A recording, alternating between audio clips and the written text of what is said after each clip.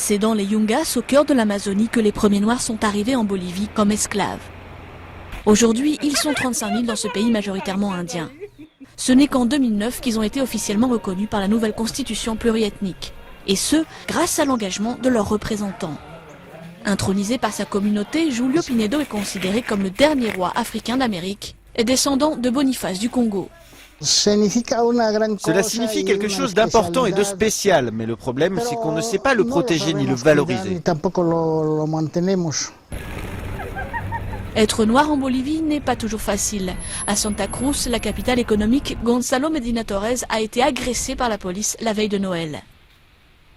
On lui reprochait d'avoir occupé illégalement un terrain pour se loger. Mais selon lui, c'est aussi parce qu'il était noir. Il y a eu torture, beaucoup de violence, du racisme, on m'a électrocuté.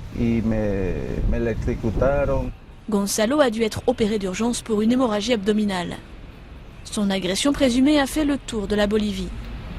Le premier député noir du pays, Jorge Medina, en a fait une affaire politique. Il exige l'application de la loi contre le racisme de 2010.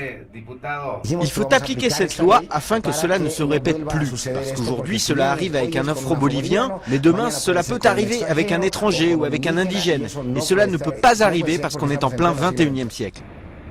À La Paz, l'association Mokusabol milite pour la reconnaissance de la communauté noire dans les statistiques. Comme dans le recensement de 2001, on n'a décompté qu'un seul afro-bolivien, un seul afro-descendant. On poursuit notre lutte pour être visible dans les statistiques. Invisible, et pourtant, les rythmes africains imprègnent profondément toute la culture bolivienne, un métissage dont le pays ne peut plus se passer.